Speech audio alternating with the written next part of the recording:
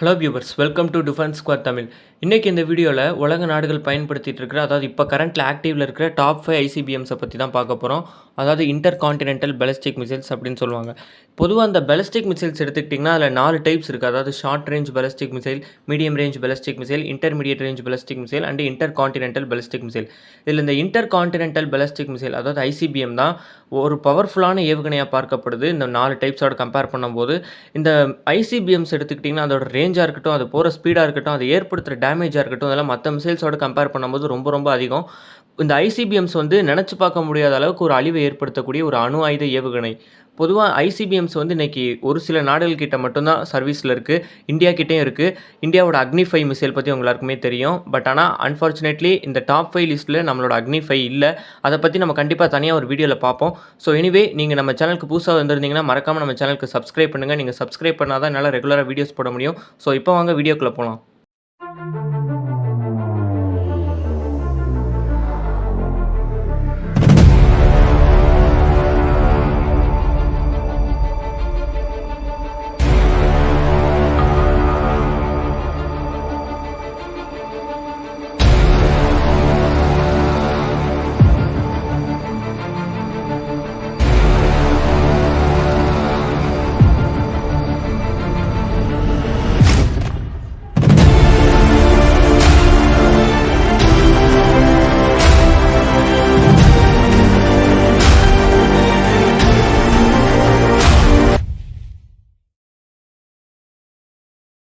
Okay, இப்போ நம்ம top 5 ஐசிபிஎம்ஸை பற்றி பார்க்குறதுக்கு முன்னாடி பொதுவாக ஒரு ஐசிபிஎம்னா அது எப்படி இருக்கும், அது எப்படி செயல்படும், இது எல்லாத்தையும் பற்றி கொஞ்சம் லைட்டாக நம்ம தெரிஞ்சுப்போம்.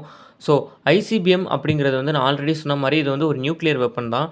ஸோ இது வரைக்கும் வேர்ல்டு ஹிஸ்ட்ரியில் நீங்கள் பார்த்தீங்கன்னா நியூக்ளியர் வெப்பன்ஸ் வந்து 2 தடவை தான் பயன்படுத்தப்பட்டிருக்கு. அந்த 2 தடவையுமே நியூக்ளியர் வெப்பன்ஸை பயன்படுத்தின ஒரே நாடு வந்து அமெரிக்கா தான்.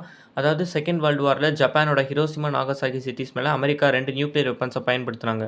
அன்னைக்கு இந்த 2 நியூக்ளியர் வெப்பன்ஸுமே அமெரிக்கா அவங்களோட விமானங்கள் மூலியமா தான் ஹிரோஷிமா நாகசாகி சிட்டிஸ் மேலே ட்ராப் பண்ணாங்க. ஏன் அப்படின்னா, அன்னைக்கு இருந்த டெக்னாலஜிக்கு வந்து உலகத்தில் உள்ள எந்த நாடுகிட்டேயும் பெருசாக எந்தளவு ஒரு மிசைல்ஸுமே கிடையாது. பட் ஆனால் இன்றைக்கி இருக்கிற டெக்னாலஜிக்கு உலக நாடுகள் கிட்ட பல டைப் ஆஃப் மிசைல்ஸ் இருக்குது. அப்படி ஒரு அணு ஆயுத ஏவுகணையாக உருவாக்கப்பட்ட ஒன்று தான் இந்த ICBM, intercontinental ballistic missile. இந்த ஐசிபிஎம் உருவாக்கப்பட்டதுக்கு முக்கியமான ரீசன் என்ன அப்படின்னா, அன்னைக்கு அமெரிக்கா ஜப்பானுக்குள்ளே ஈஸியாக போய் அவங்களோட விமானங்கள் மூலிமா நியூக்ளியர் பாம்ஸை ட்ராப் பண்ணாங்க. இன்றைக்கும் அதே மாதிரி ஒரு நாட்டுக்கு தெரியாமல் அந்த நாட்டோட வான்பரப்பில் நுழைஞ்ச அந்த நாட்டு மேலே நியூக்ளியர் வெப்பன்ஸை ட்ராப் பண்ண முடியுமா ரொம்ப ரொம்ப கஷ்டம். ஏன் அப்படின்னா, இன்றைக்கி உலக நாடுகள் கிட்ட ரொம்ப ரொம்ப அட்வான்ஸ்டான ஏர் டிஃபென்ஸ் சிஸ்டம்ஸ்லாம் சர்வீஸில் இருக்குது. அதை தாண்டி போய் ஒரு நாட்டு மேலே வந்து நியூக்ளியர் பாம்ஸை ட்ராப் பண்ணுறது அப்படிங்கிறது ரொம்பவே கஷ்டமான ஒன்று. இதுக்காண்டி உருவாக்கப்பட்டது தான் இந்த ICBM, intercontinental ballistic missile. So ஐசிபிஎம்ஸை பொறுத்த வரைக்கும் இதை வந்து விமானங்கள் மூலியமாலாம் லான்ச் பண்ண முடியாது.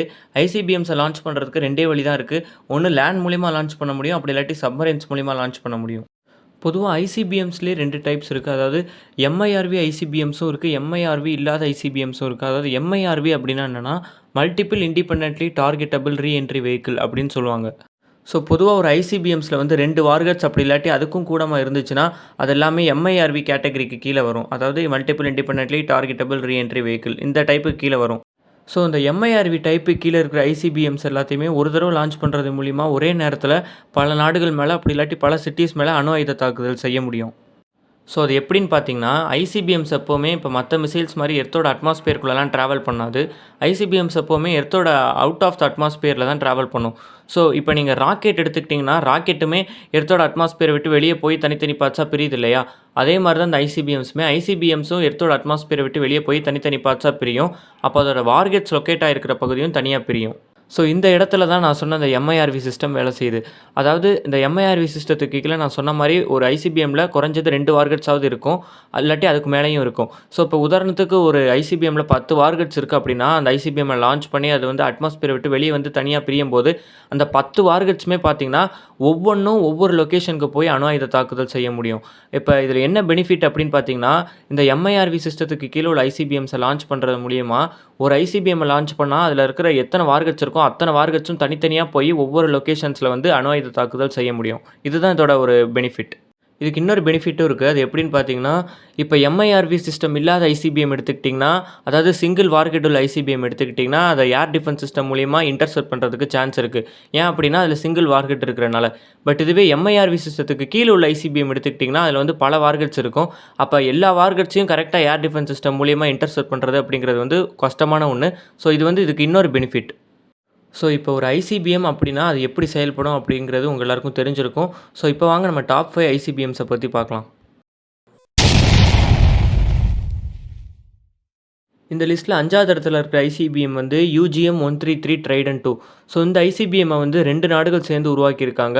United states and United kingdom இந்த 2 நாடுகளும் சேர்ந்து தான் அந்த ஐசிபிஎம் உருவாக்கியிருக்காங்க. இந்த ஐசிபிஎம் வந்து ஒரு சப்மரின் லான்ச்டு ஐசிபிஎம். ஸோ இந்த ஐசிபிஎம்மோட ஸ்பீட் எவ்வளோ அப்படின்னு பார்த்தீங்கன்னா, 29,020 km/h ஸ்பீட் இந்த ஐசிபிஎம்னால போ முடியும். அதாவது 24 மேக்ஸ் ஸ்பீட் போ முடியும். ஸோ இதோட ரேஞ்ச் மட்டுமே 12,000 கிலோமீட்டர் அப்ராக்ஸிமேட்டா. அதாவது இப்போ என்டையர் ஆஸ்திரேலியாவையும் தவிர, என்டையர் அண்டார்டிகாவையும் தவிர, சவுத் அமெரிக்கால ஒரு சில பகுதிகள தவிர, உலகத்துல உள்ள மிச்ச எல்லா பகுதிகளிலுமே இந்த ஐசிபிஎம்னால அட்டாக் பண்ண முடியும். 1990லேருந்து இந்த ஐசிபிஎம் சர்வீஸில் இருக்குது. இதோட யூனிட் காஸ்ட் வந்து அப்ராக்சிமேட்டாக $31 மில்லியன். இதோட மாஸ் எவ்வளோன்னு பார்த்தீங்கன்னா 59,000 கிலோகிராம் வரைக்கும் இருக்குது. இதில் வந்து சிங்கிள் வார்ஹெட்ஸையும் பயன்படுத்த முடியும். அப்படி இல்லாட்டி மல்டிபிள் வார்ஹெட்ஸையும் பயன்படுத்த முடியும். இந்த மிசைல்னால அக்யூரஸியாக 100 மீட்டர் அளவுக்கு டேமேஜ் ஏற்படுத்த முடியும். ஸோ இந்த மிசைல் வந்து 5வது இடத்துல இருக்குது. 4வது இடத்துல இருக்க ஐசிபிஎம் என்னன்னா டோப்போலியம், அதாவது RT-2P-M2ன்னு கூட சொல்லுவாங்க. இந்த ஐசிபிஎம்மை உருவாக்குனது வந்து ரஷ்யா தான். 2000லேருந்து இந்த ஐசிபிஎம் சர்வீஸில் இருக்குது. ஸோ இந்த ஐசிபிஎம் வந்து தரையிலேருந்து லான்ச் பண்ணக்கூடிய ஒரு ஐசிபிஎம் தான். அதாவது சைலோ லான்ச்சர் மூலிமா லான்ச் பண்ண முடியும். சைலோ அப்படின்னா என்னென்னா, ஐசிபிஎம்மை லான்ச் பண்ணுறதுக்குன்னு அண்டர் கிரவுண்டு ஒரு பிளாட்ஃபார்ம் உருவாக்கி வச்சுருப்பாங்க. அதை தான் சைலோ அப்படின்னு சொல்லுவாங்க. ஸோ இதிலேருந்து இந்த ஐசிபிஎம்மை லான்ச் பண்ணுவாங்க. இது வந்து ஒரு சிங்கிள் வார்ஹெட் கொண்ட ஐசிபிஎம். இது வந்து எம்ஐஆர்வி கேட்டகரிக்கு கீழே வராது.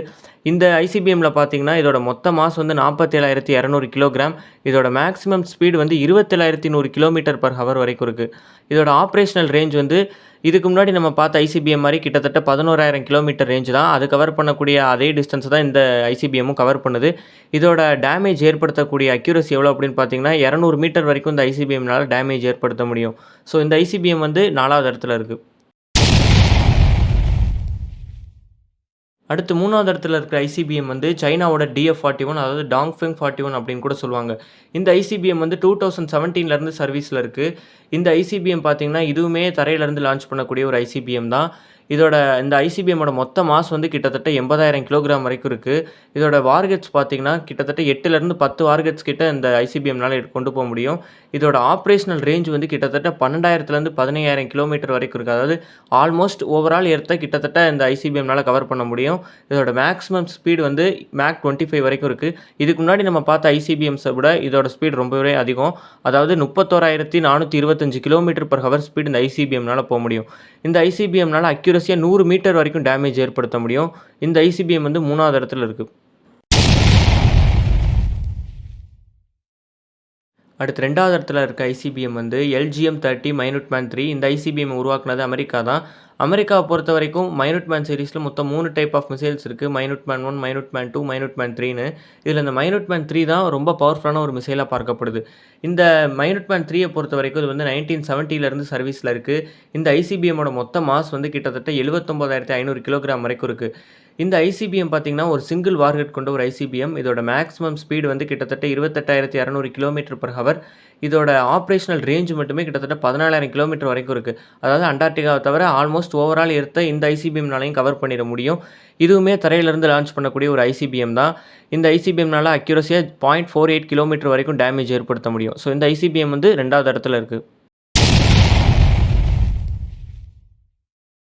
அடுத்து முதல் இடத்துல இருக்க ஐசிபிஎம் வந்து ரஷ்யாவோட RS-28 சார்மாட். இந்த ஐசிபிஎம் தான் இன்னைக்கு உலகத்திலே நம்பர் 1 ஏவுகணையாக இருக்குது.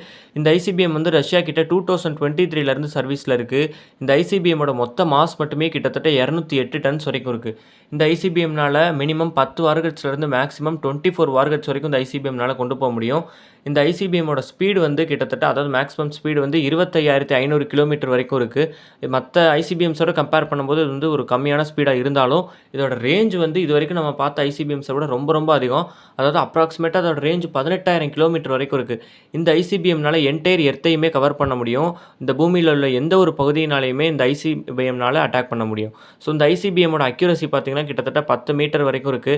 இதுவுமே தரையிலேருந்து லான்ச் பண்ணக்கூடிய ஒரு ஐசிபிஎம் தான். ஸோ ரஷ்யாவோட இந்த RS-28 சார்மாட் ஐசிபிஎம்மை பொறுத்தவரைக்கும் இதுக்கு இணையான ஒரு மிசைல் வந்து இந்த பூமியிலே இல்ல. ஸோ இதுதான் இன்னைக்கு நம்பர் 1 இடத்துல இருக்கு. ஸோ இன்றைக்கி இந்த டாப் 5 ஐசிபிஎம் பற்றி நான் சொன்ன இன்ஃபர்மேஷன் உங்க எல்லாருக்கும் ரொம்ப பிடிச்சிருக்கும் அப்படின்னு நம்புறேன். பிடிச்சிருந்துச்சுன்னா இந்த வீடியோக்கு லைக் பண்ணுங்கள், ஷேர் பண்ணுங்கள். அடுத்த என்ன டாபிக் பேசலான்னு கீழே மறக்காமல் கமெண்ட் பண்ணுங்கள். நம்ம சேனலில் நான் நிறைய டிஃபென்ஸ் வீடியோஸ் அப்லோட் பண்ணியிருக்கேன். ஃபைட்டர் ஜெட்ஸாக இருக்கட்டும், டாப் 10 அட்டாக் ஹெலிகாப்டர்ஸாக இருக்கட்டும், இந்த மாதிரி நிறைய வீடியோஸ் நான் அப்லோட் பண்ணியிருக்கேன். அதெல்லாம் போய் செக் பண்ணி பாருங்கள். கீழே டிஸ்கிரிப்ஷனில் லிங்க் இருக்குது. ஸோ நீங்களும் நம்ம சேனலுக்கு சப்ஸ்கிரைப் பண்ணாமல் இருந்தால் ப்ளீஸ் மறக்காமல் நம்ம சேனலுக்கு சப்ஸ்கிரைப் பண்ணுங்கள். நீங்கள் சப்ஸ்கிரைப் பண்ணால் தான் நல்லா ரெகுலராக அடுத்தடுத்து வீடியோஸ் போட முடியும். ஸோ ப்ளீஸ் மறக்காமல் நம்ம சேனலுக்கு சப்ஸ்கிரைப் பண்ணுங்கள். நெக்ஸ்ட் ஒரு வீடியோவில் உங்களை வந்து சந்திக்கிறேன். Bye bye.